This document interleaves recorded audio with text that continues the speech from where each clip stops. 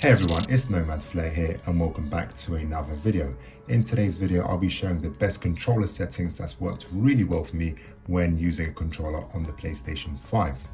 Also guys, if you do use a mouse and keyboard on a console, such as the PlayStation 5 or the Xbox, or you're a PC player, I do have a video that I posted a few months ago that my viewers have found really helpful, and I do recommend that if you want to look at those settings when playing Warzone or Modern Warfare.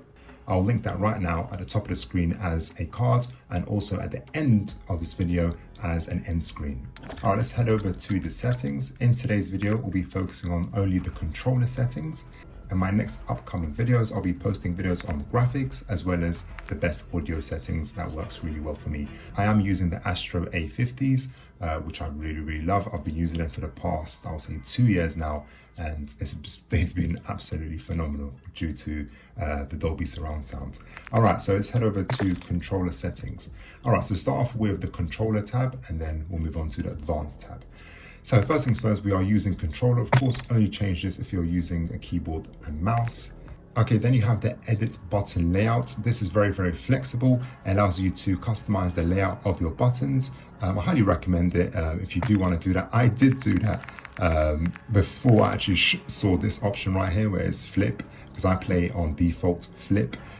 So I could pretty much just enable this and it'll be the same button layout that I did. So as you can see, you can select a button for jumping, for mantling, for sliding, for reloading, moving to the next weapon, firing the weapon, aiming down the sight. All right, so like I said, it's very flexible and I highly recommend it if it does suit your way of playing. Okay, so like I said, if you play on flipped like I do, then just enable this right there, okay? And then heading down to stick layout presets, I of course play on default. It's entirely up to you whatever you use. But of course, I'm an old school Call of Duty player, so I'll keep it on default flipped. Okay, but like I said, I've edited my button layout to be flipped, so I'm not going to enable this. Okay, I just want to point out, if you're using a PlayStation 5 controller, I highly recommend investing on these control freaks. These help reduce finger fatigue drastically. They really help. It will take you around, say, an hour to get used to, but once you get used to it, it really helps, guys. I highly recommend it. It's around, I think, £6 to £10 on Amazon. I'll link it down below in the description and you can check them out. All right, guys. Okay, moving on to controller vibration. This is always switched off.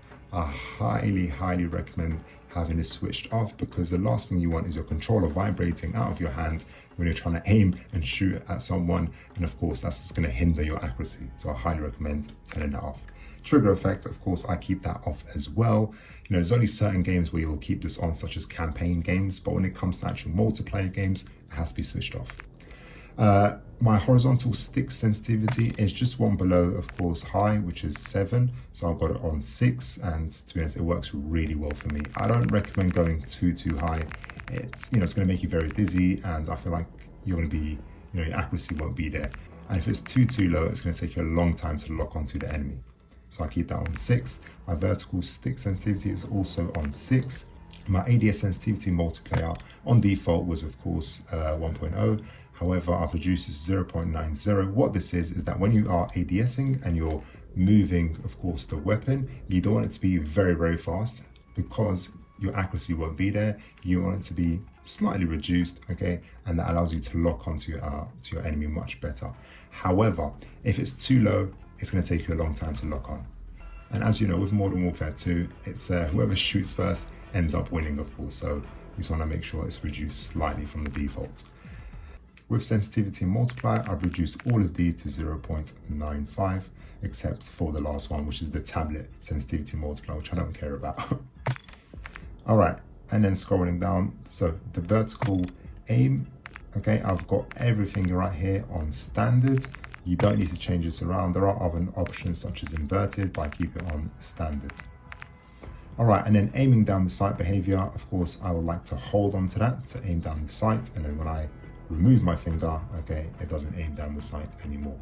As I am playing on default flipped, okay, I aim using the L1 and I fire my weapon using the R1.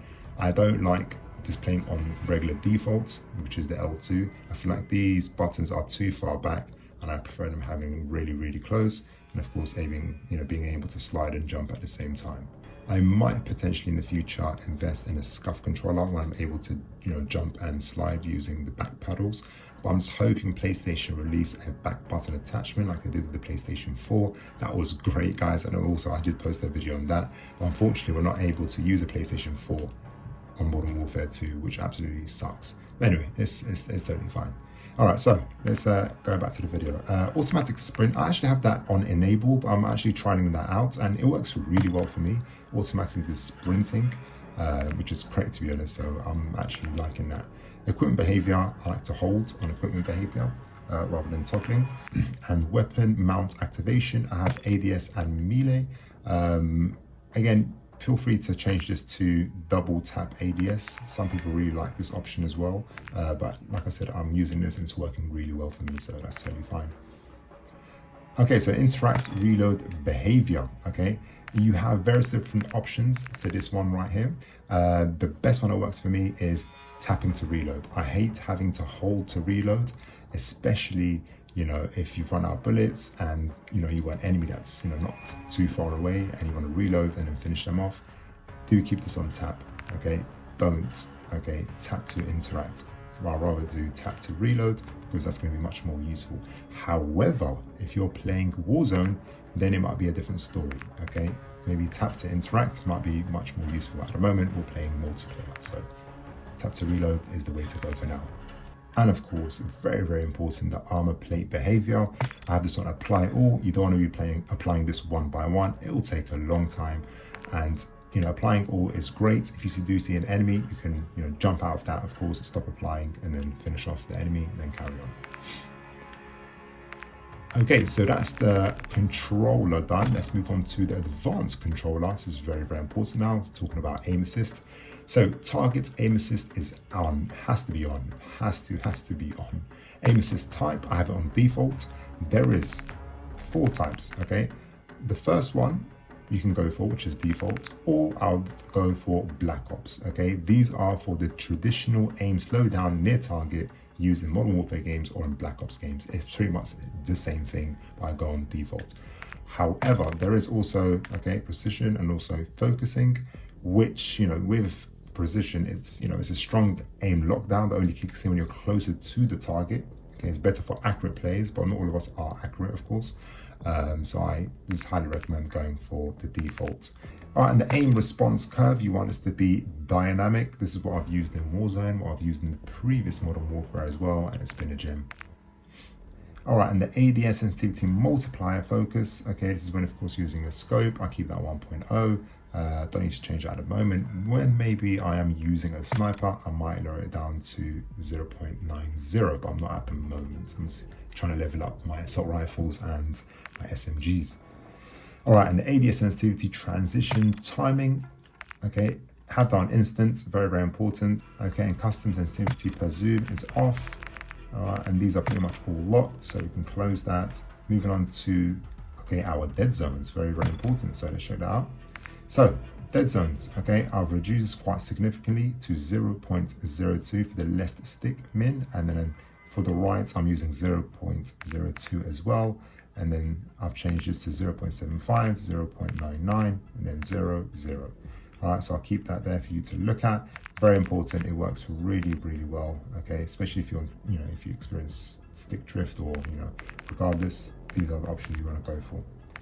Okay, and with sprinting, I like to toggle that.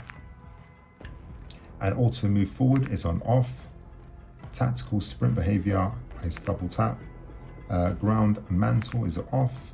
Automatic airborne mantle is partial. Automatic ground mantle is off. Invert slide and dive behavior is standard.